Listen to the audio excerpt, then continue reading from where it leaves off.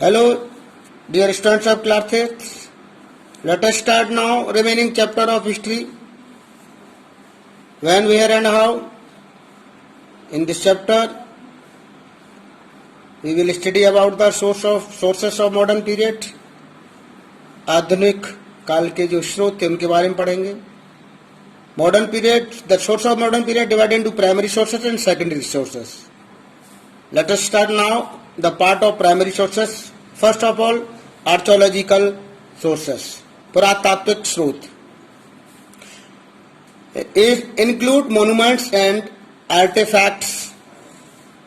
पुरातात्विक स्रोत में हमारे स्मारक और कलाकृतियां सम्मिलित होती हैं, जैसे India gate, parliament house, Taj Mahal, red fort etc.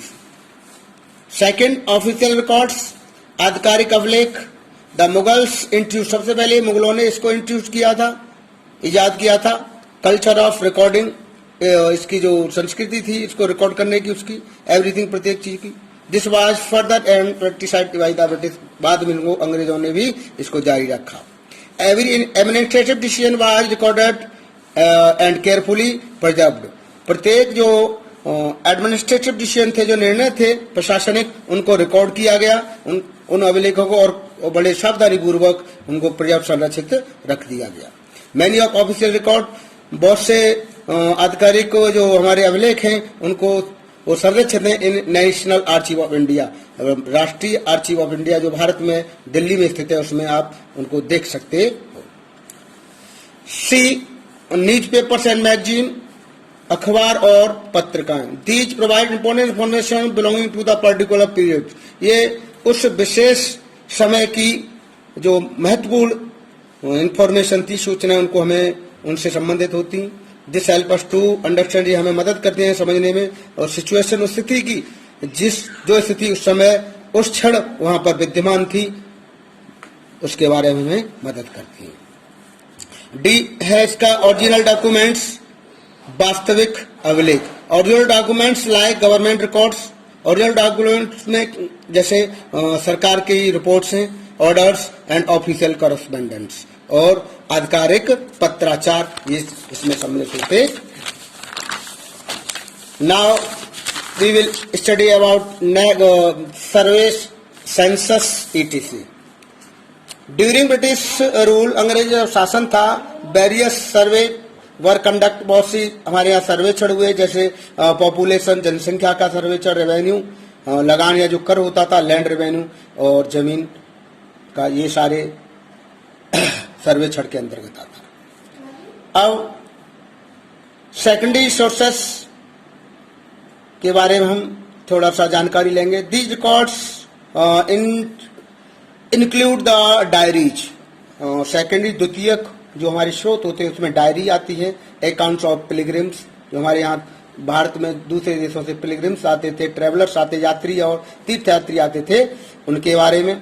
Books, किताबें, नोबल, उपन्यास and true feelings of an individual, और व्यक्तिगत जो उनकी फीलिंग्स होती थी, उसके बारे में सेकेंडरी सोर्सेस में आप पढ़ सकते.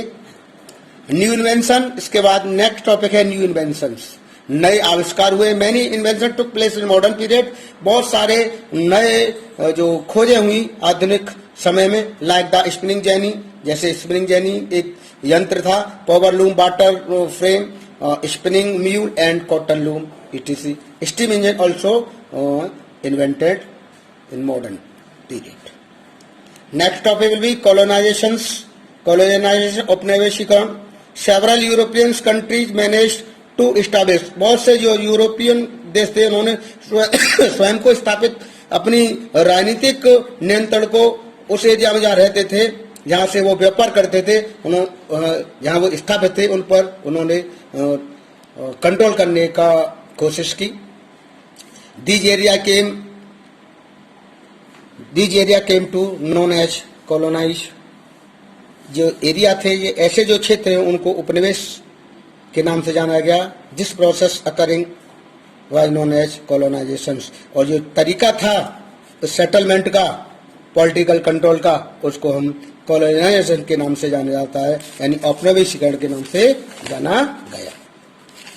नेक्स्ट टॉपिक इंडस्ट्रियल रेवोल्यूशंस, औद्योगिक क्रांति, a new system of productions, एक नया तरीका उत्पादन का अपनाया गया, in which the production was done with the help of machine, जो उत्पादन का जो तरीका मशीनों की मदद से किया जाने लगा, जिसे इन्होंने द इंडस्ट्रियल रेवोल्यूशन, इसको औद्योगिक क्रांति के नाम से जाना गया।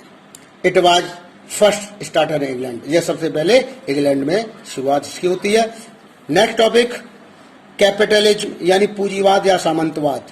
After the arrival of factory system, जब फैक्ट्री सिस्टम हमारे भारत में इजाद हो गया था, अराइवल आ चुका था, a new class of people arose, एक लोगों का एक नया वर्ग उभर के आया, who were the owners of the factory, जो फैक्ट्रियों के मालिक हुआ करते थे। दे कंट्रोल्ड कैपिटल, उन्होंने अपनी पैसा यानी धन पर उसने नियंत्रण किया। Thus they came to be known as capitalist, इस प्रकार उनको कैपिटलिस्ट के नाम से जाना गया, पूंजीवाद सामंतवाद के नाम से उनको जाना गया। Last topic in this chapter, modern period in India, Bharat में आधुनिक समय। How India became a colony of England, India कैसे इंग्लैंड का उपनिवेश बना, लेट अस नो, चलो जानते हैं। हाउ दिस हैपेंड, या कैसे हुआ। इन 1600 1600 ईस्वी East India Company was establish या फाउंडेड इन लंदन, लंदन में इसकी स्थापना हुई। Jahangir later one of his successor, Jahangir और उसका जो उत्तराधिकारी बाद में उसने granted trading right to English merchant, English व्यापारियों को उसने अनुमति प्रदान कर दी। आफ्टर इट्स विक्ट्री, और इसके बाद अंग्रेजों ने अपनी जो बैटल ऑफ प्लासी, प्लासी के युद्ध में उनको जीत मिली थी 1757 में, English east India company started, English east India company ने भारत में अपनी राजनीतिक नियंत्रण पूरे भारतवर्ष पर शुरू कर दिया। This began to colonise period in Indian history, इस प्रकार भारत में उपनिवेशीकरण की शुरुआत हो गई।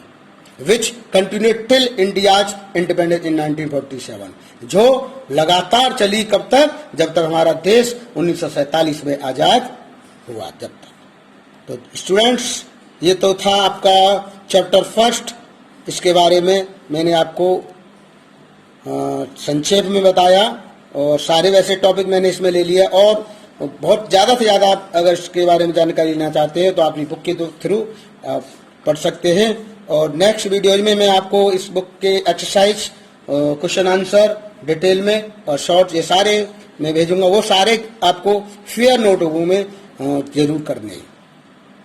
Thank you.